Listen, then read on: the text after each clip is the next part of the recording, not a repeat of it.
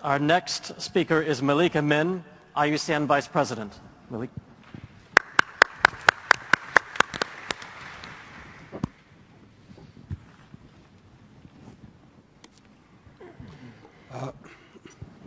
Thank you, Mr. Chair, and good morning, everybody.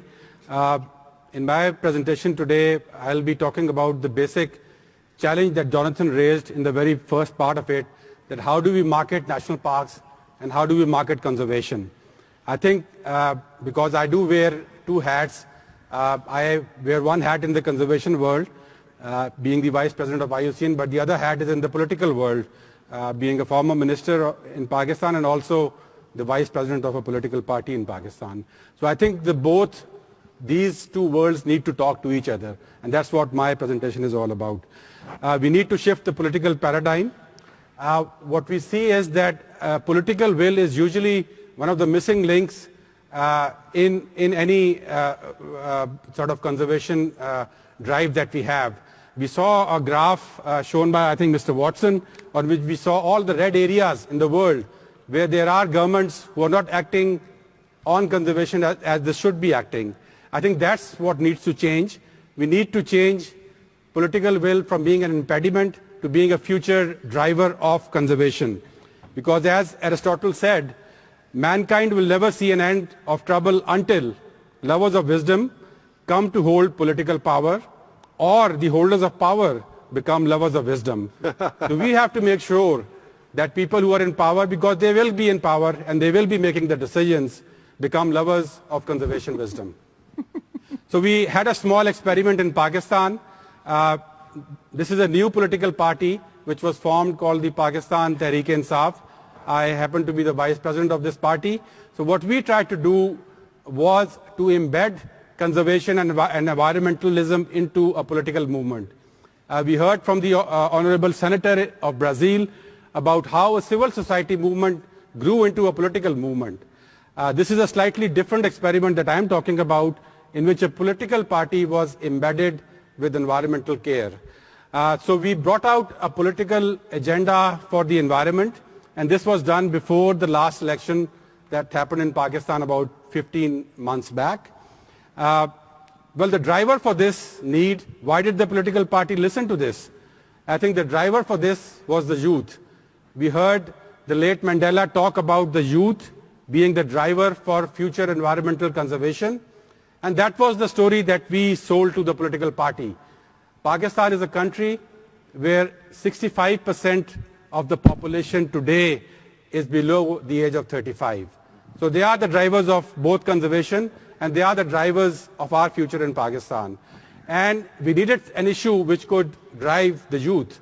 And I thought environment was the key, because this conservation and environmental care was the issue which could engage the youth. They could relate to it. It was an issue which could empower them, because it is an issue of the future, the key to which is with the youth. And it is an issue which could employ them. We have huge unemployment rates in developing countries like Pakistan, and we had to translate this conservation message into a message of green jobs that we could provide to them. And that's exactly what we did through this political party.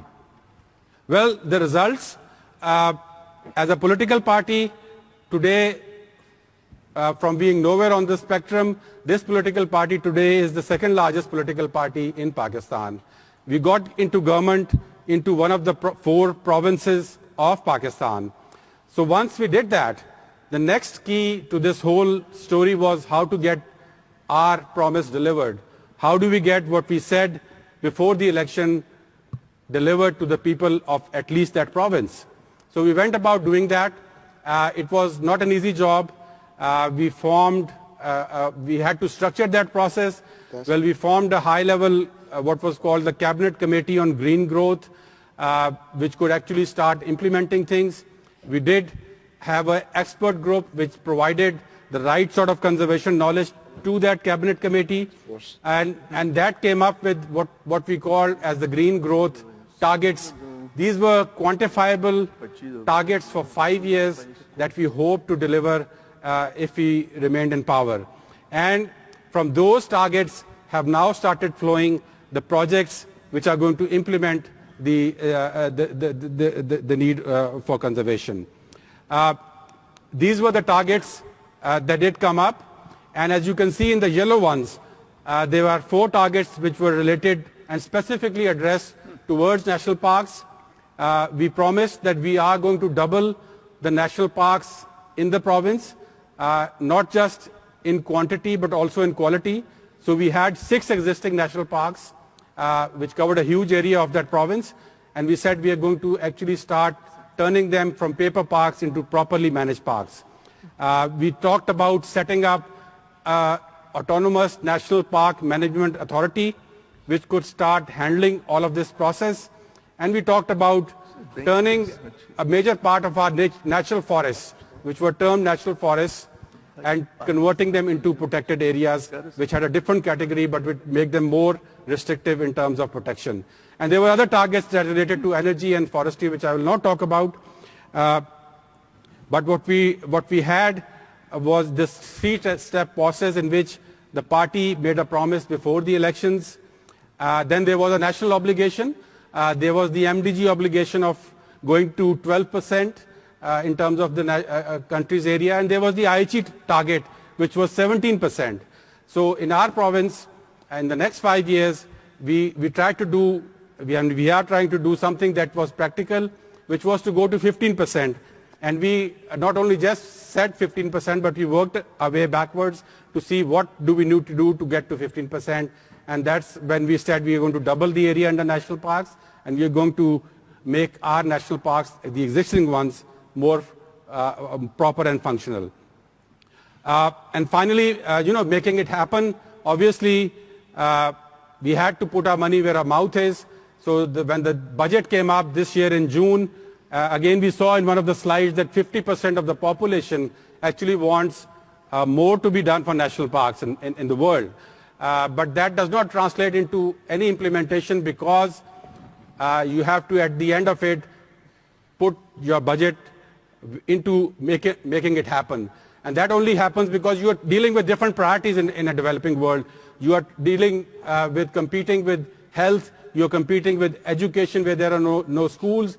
In Pakistan, you are also competing in this province with IDPs because of the war going on the border areas of that province. And out of that whole priorities, you need to take out money for national parks. And that only happens when you have a political commitment and the political will behind it. So we were lucky. We have put in money, and now we have, for those 6 national parks, a project already started by the government financing, which will include setting up small 6 conservation funds in each of those national parks, which can look at setting up priorities for not just the national park, but also for the buffer zones, as we also heard from one of the speakers earlier. We have a support legislation which, as I speak, should be going to the Parliament of the province, which will set up a National Park Management Authority.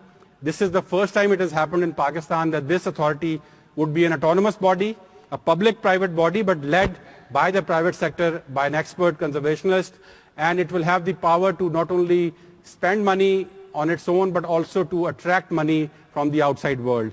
And this will all, we hope, lead to the youth being engaged through what we are calling the Park Ranger Service, and through conservation education programs, and also through the activities that will go on in the buffer zones. And we hope this process will make it all sustainable. So we have these 6 national parks which are existing. They are beautiful areas of nature with huge biodiversity already in them, and we hope to protect them and also expand upon them as we go forward. So finally, I think that if you look at the green growth cycle, you can either start with a green political vision and then turn it into reality by going through the institutional framework, setting up your priority sectors, framing and financing your projects, delivering green jobs, engaging the youth, and finally leading to green conservation. So I think that what my message for today is that instead of ending up with this conservation message politically, I think we need to try to embed it into political parties and try to make sure that this message goes into the political movement, because there is a political world out there. We can't stay away from it.